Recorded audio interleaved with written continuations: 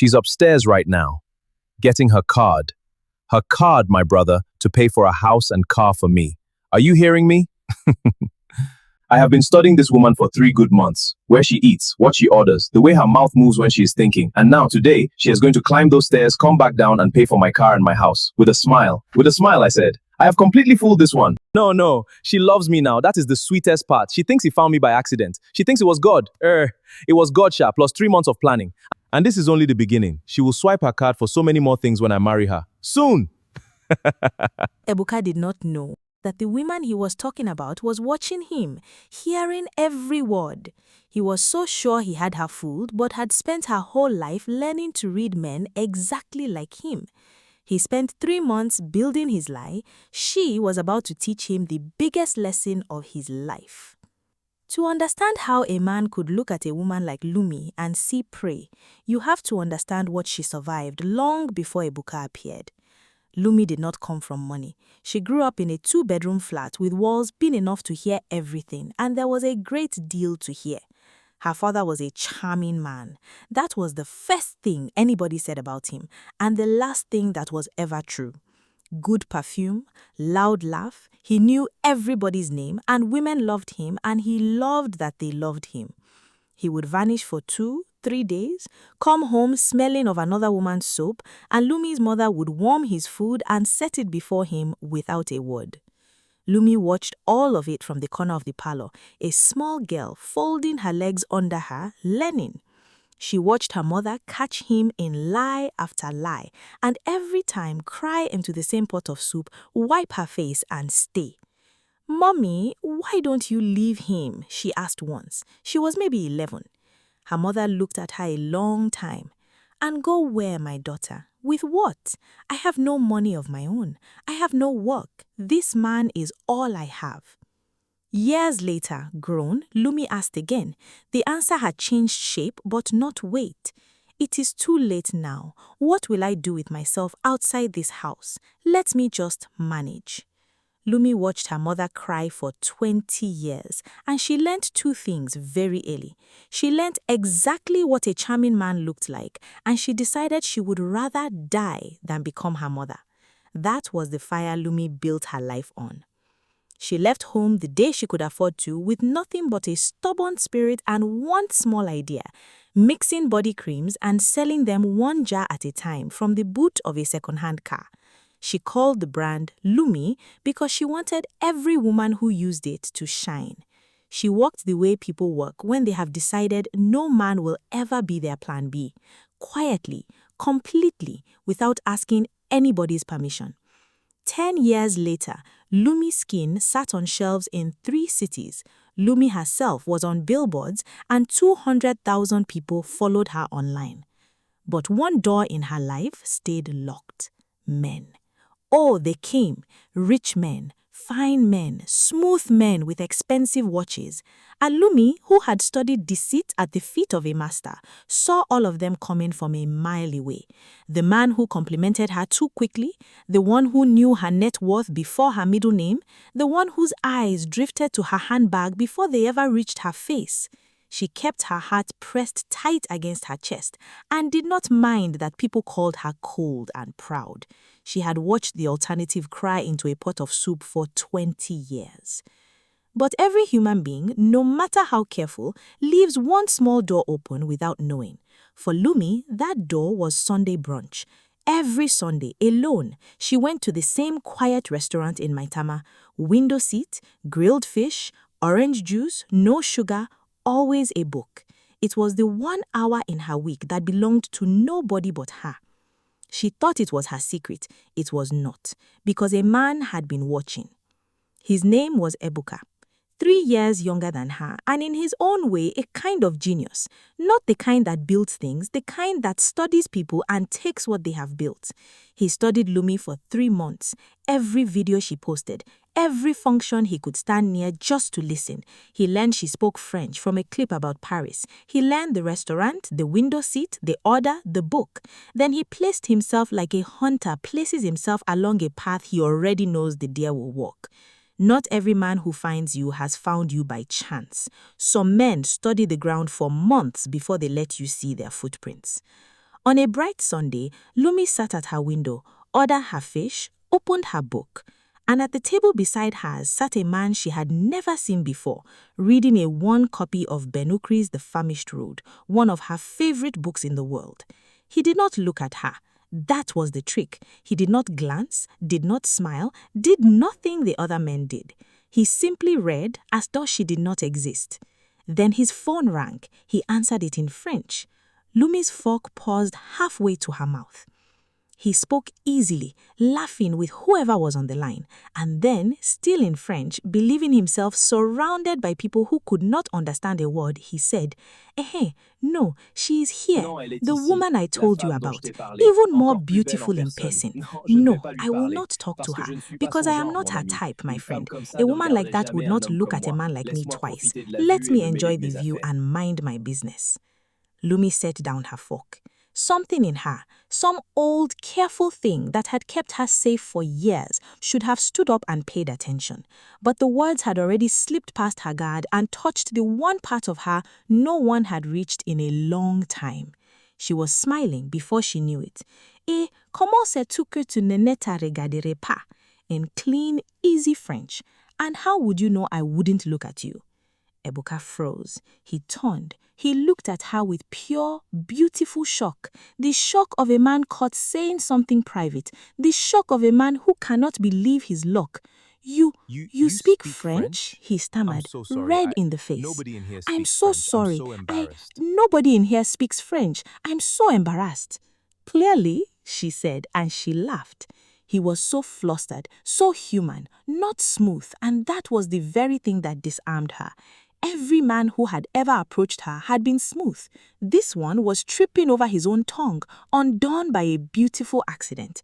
It was the finest performance of his life, and she gave it a standing ovation without ever knowing she was in a theater.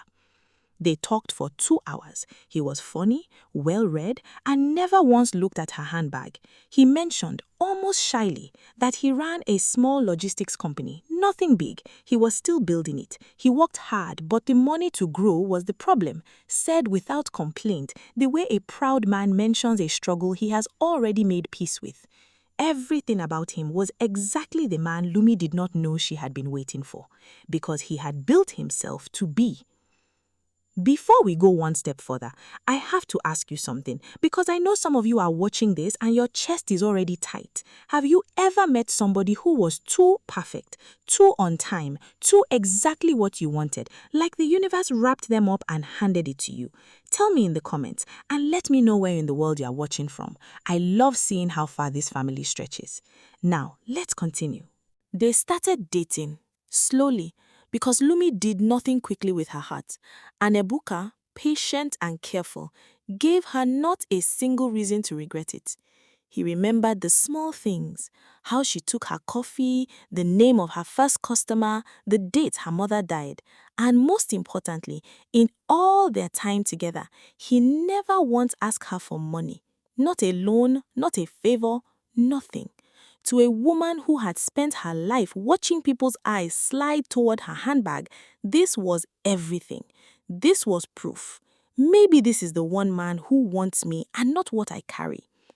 There is a kind of patience that is love, and there's a kind of patience that is a trap. From the outside, the two look exactly the same. That is what makes the second kind so dangerous. He proposed after a year. She said yes, and Lumi, who had promised herself as a small girl that she would never be a fool for any man, allowed herself for the first time to be happy.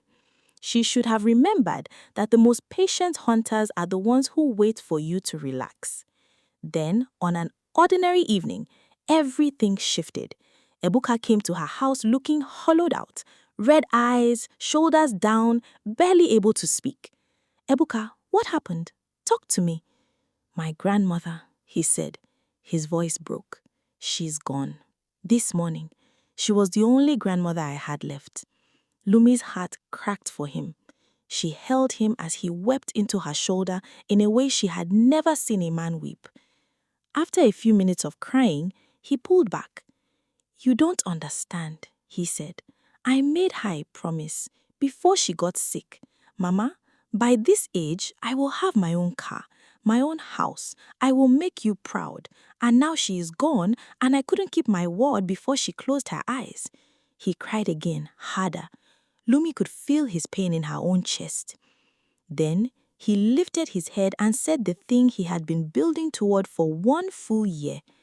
Lumi, I have never asked you for anything, you know this, but I'm asking now. Help me keep my promise to her. Help me get the car and the house before her funeral, so even if she cannot see them, I can honor her with them and bury her knowing I became the man I told her I would be. I have never begged anyone in my life. I am begging you now. Lumi went quiet because something in it did not sit right. Buy a car and a house in a matter of days to honor a woman who was already gone, who would never see them? It did not fully make sense.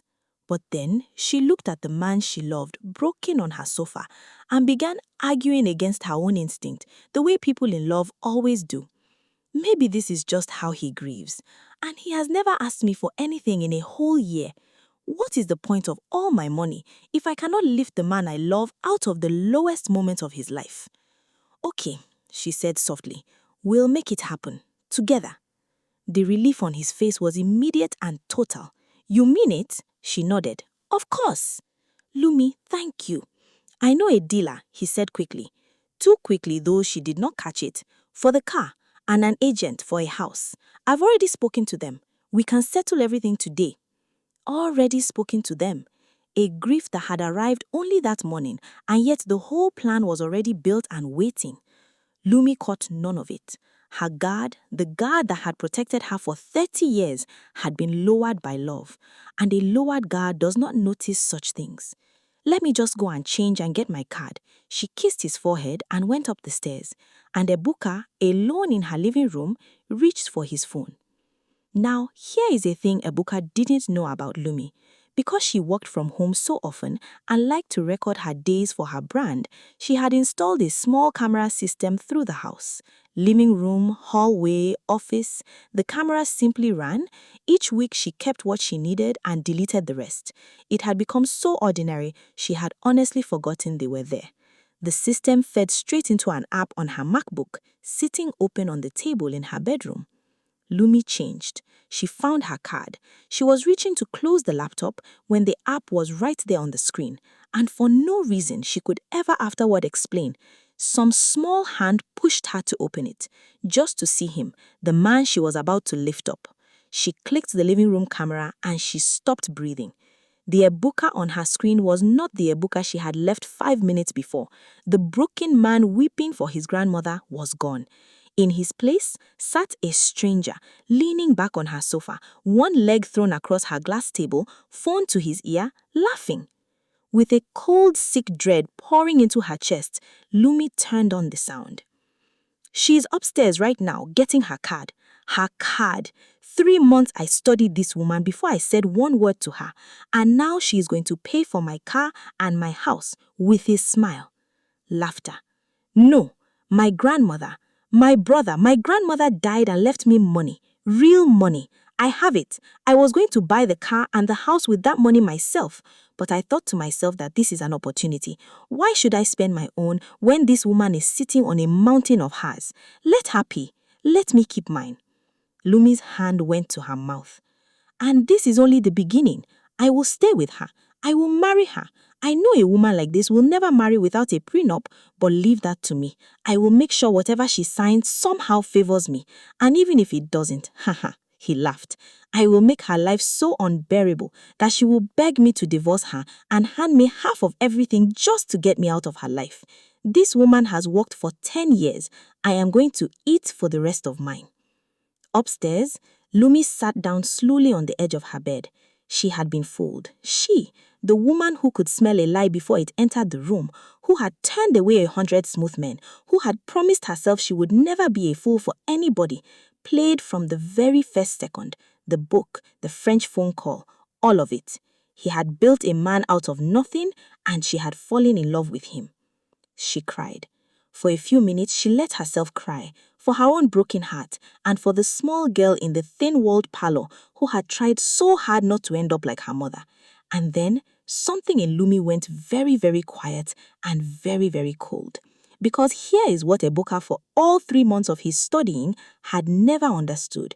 He studied everything about her, except the one thing that mattered. He studied her wealth. He never once studied her mind. Lumi wiped her face and looked at herself in the mirror. The relationship was over. That was already decided, fully, in a single moment. But she was not going to let this man simply walk out and do this to the next woman and the next. She was not going to scream or throw him out or call the police. That would end it too soon and far too clean. She was going to teach him a lesson he would carry for the rest of his life. She arranged her face into something soft and loving, practiced the smile, and went down the stairs. "Sorry, my love," Lumi said, coming down the stairs. "I couldn't find the card at first." Ebuka had already tucked his phone away. The grief was back in his face, like a mask he could put on and take off at will. She walked straight to him and kissed him, held his face in both hands, looked into the eyes of the man planning to eat her whole life, and smiled with all the warmth she could pretend. "We're going to make your grandmother proud, together." "Thank you," he whispered. "You don't know what this means to me." "I'm starting to," she said. She held out the card, then kept her fingers on it as he reached, and gave a small, thoughtful frown. "Ebuka, can I say something? And please, don't take it the wrong way." "Anything." "I trust you with my life, and there'll be many more times like this. Once we're married, we'll do this for years." But a soft breath, the breath of a woman being carefully, vulnerably honest. "You know how I grew up. You know about my father and my mother. I have this fear in me I can't shake. So, just for these first purchases, just this once, I'd like the car and the house registered in my name on paper." She watched a flicker cross his face. "They're yours, of course, 100% yours. This is just my own healing. And later, once we're married and I've let go of these fears, we'll transfer everything into your name. I just need this one small thing, to feel safe. Can you do that for me?"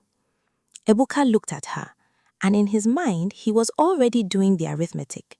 His name, her name, what did it matter? He was going to marry her. He would live in that house either way. Names on paper could always be changed later. Let the woman have her comfort. He would fix all of it in time, the way he fixed everything. "Of course," he said, taking her hand, "whatever makes you feel safe. It's all going to be ours in the end anyway." "Thank you," Lumi said, and this time she smiled a real smile, though not for the reason he imagined. They drove to the dealership. Ebuka was a different man there, confident, expansive, walking between the cars like a king inspecting his kingdom. He chose a big, gleaming black SUV, the kind that announces a man before he steps out of it, test drove it, and came back wearing the widest smile she had seen on him in weeks. He kissed her. "This is the one." "It's perfect. Let's go and pay." At the counter, the salesman prepared the paperwork in Lumi's name, exactly as she had asked. The car belonged to her on paper before a single naira had moved. Ebuka took her card and inserted it. "What's the PIN, my love?" And Lumi, without a flicker, told him a number. But it was not her real PIN. It was her safety PIN, the one her bank had set up years before for emergencies. The code that, when entered, does not release 1 naira. It locks the account immediately for a full 24 hours. A silent trap for anyone who ever tried to force her to pay against her will. Ebuka pressed the number, confident, certain, declined. He frowned, tried again. She told him the same number gently. He pressed it again, declined, and this time a small message. "This account has been temporarily locked for security. Please try again in 24 hours. "What's happening?" Ebuka said, and for the first time, the smoothness left his voice. Lumi glanced at her phone and made a soft sound of frustration. "Oh no, I know what this is. The money is there, completely there, but I must have forgotten to raise my transaction limit for something this big. My bank locks the account when a transaction goes over the limit. I'm so sorry, my love." She saw the panic begin to move behind his eyes and almost admired how well he hid it. So we can't pay today? We can come back tomorrow once it unlocks. Then she let her whole face fall, filled it with disappointment and love. But I really wanted you to drive out of here today, before the funeral, so your heart could finally rest. I wanted to lift you up today, not tomorrow. She touched his cheek. Is there any way at all, that you could pay for it now, just for today, and you keep my card? Tomorrow, first thing, I fix the limit, unlock everything, and transfer every naira straight back to you. You won't be out of pocket for even one day. I just want to see you happy today. And there it was, his entire plan, turned around and pointed gently back at him, because Lumi knew exactly what he had. She had heard it herself on that camera. My grandmother died and left me money, real money. I have it. Ebuka went still. She watched him calculate. If he waited till tomorrow, a woman could change her mind. A grieving fiancé could wake up and think twice. He wanted this locked in today, while she was soft, while she loved him, and he would get every naira back in the morning anyway. Her card was already in his hand. I don't have that kind of money just sitting around, but there's somewhere I can get it. Give me a moment. Lumi almost smiled. Somewhere I can get it. His grandmother's fortune. He was pretending it was a struggle when she knew exactly what he was reaching for, and knew he was only reaching for it to trap her before she woke up wiser. Are you sure? I don't want to stress you, but if you can, it would mean everything. And I promise, first thing tomorrow, the money is back in your account. You have my card, you have my word. 2 players, 1 table. Only one of them knew the game had already been decided. Ebuka stepped outside and made a call, a false little conversation with a false little friend, entirely for her benefit. When he came back, he was holding his own card. He paid for the SUV. His money, registered in Lumi's name. They did the same thing with the house, a beautiful property in one of the finest parts of Abuja. High walls, wide gates, marble floors, the kind of house Lumi's mother would have wept just to stand inside. Ebuka walked through it like a man measuring where his portrait would hang. Then the same dance, registered in Lumi's name, just for now, my love. The same declined card, the same locked account, the same soft, loving push, the same result. His grandmother's fortune poured into a house that on every document that mattered belonged entirely to Lumi. By the time they walked into the afternoon sun, Ebuka had spent nearly everything he had inherited on a car and a house that were not his. But he did not know that yet. In his mind, he was one night from getting it all back and more. In his mind, he had won. He pulled her into a hug outside the house. Let's go and celebrate. My wife-to-be. Tonight is for us. Lumi hugged him back, and over his shoulder, she looked at the house and let herself feel, for a small moment, the enormous quiet satisfaction of a woman who has just watched a hunter walk directly into his own trap. Then she checked her phone as if a message had just landed. Oh, perfect timing. My account manager says I can come into the bank right now to sort out the limit. Let me go straight there. I'll unlock everything, and by the time we sit down to celebrate this evening, all your money will already be back with you. Then we can enjoy tonight with no stress hanging over us. That's perfect, Ebuka said, delighted. Go, I'll get us a table. I love you, Lumi said. I love you more, the man who never loved her at all. At the bank, Lumi did not raise her transaction limit. She sat with her account manager and moved every naira she owned to a different account he had helped her set up. She emptied the account Ebuka had the card to completely, then she closed it, shut it down. The card in Ebuka's pocket became a piece of dead plastic. Then she took out her phone and blocked him, his number, every app, every single place he had ever whispered a lie to her. In the space of 20 minutes, Lumi disappeared entirely from the life of the man who had spent 3 months and a full year building his way into it. She walked out of that bank a car richer, a house richer, and a lie lighter.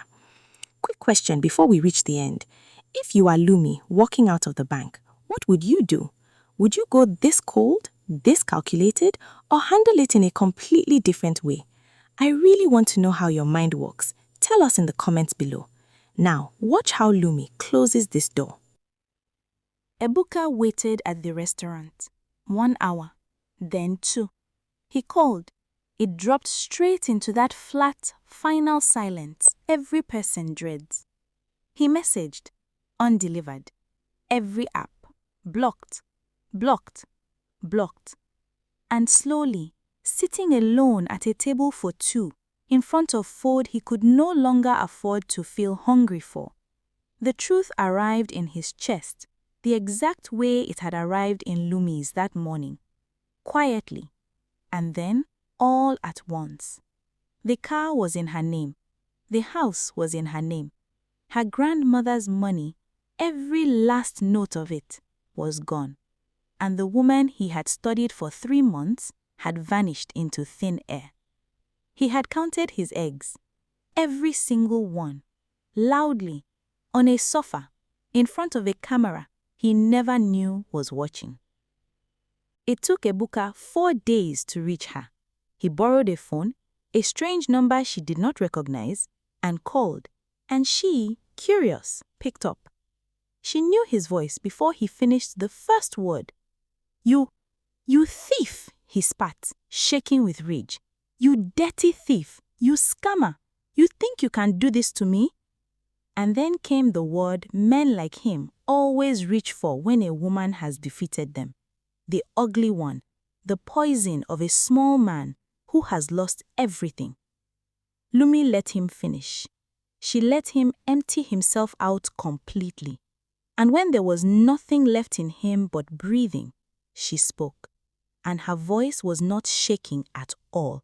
It was calm, clear, cold, completely, terribly steady. Are you finished? Good. Now you listen to me. You called me a scammer. Ebuka, I have you on camera, sitting on my sofa, laughing, telling your friend how you studied me for 3 months, how your grandmother's death was a scheme you used to make me pay, how you planned to marry me, make my life unbearable, and force me to divorce you so you could take half of everything I built. Every word in your own voice.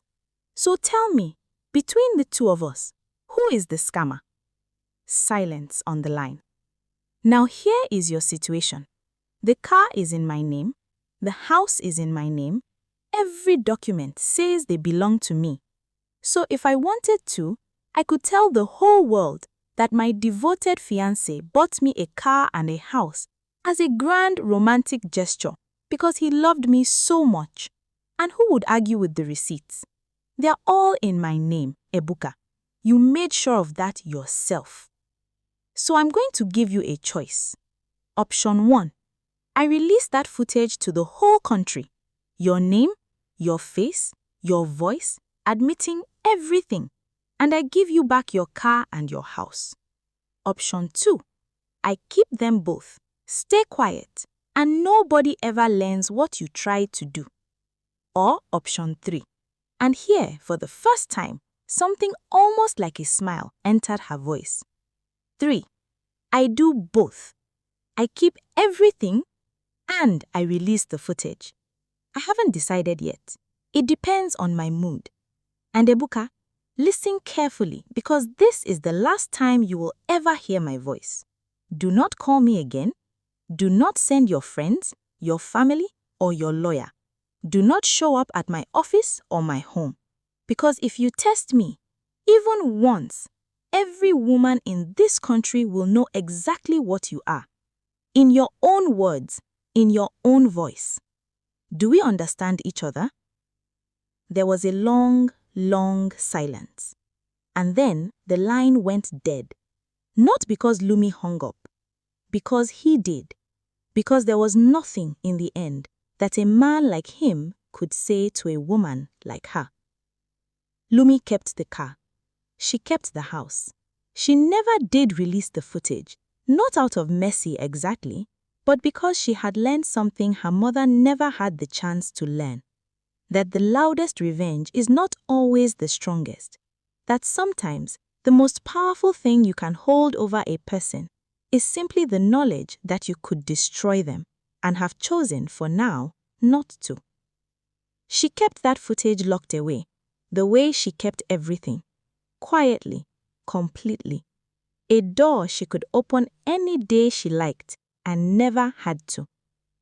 She thought about her mother often after that, and she understood, finally, that the reason she could walk away from Ebuka in a single afternoon was the very same reason her mother never could. Lumi had her own money, her own mind, her own life. The fire she lit as a small girl had done its job. She did not become bitter, and that surprised even her. She did not decide all men were liars or lock her heart away forever.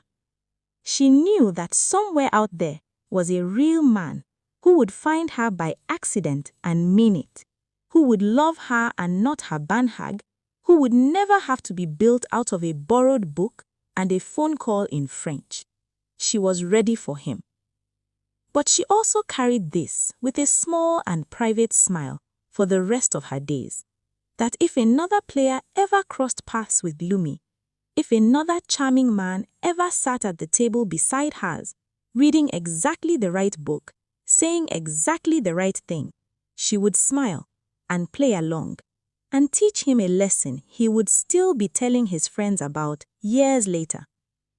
Because some women you can fool once, and some women were fooling you back the entire time. The end. If this story moved you, if you felt something in your chest from that very first line right up to now, please do two things for me. First, tap that subscribe button and join this family. We are so close to 1,000 subscribers, and that's a big goal for this channel, and every single person matters. And second, before you leave, look at your screen. There is another story waiting for you right there, and I promise you, it is just as worth your time. Go ahead, click it. I'll see you on the other side.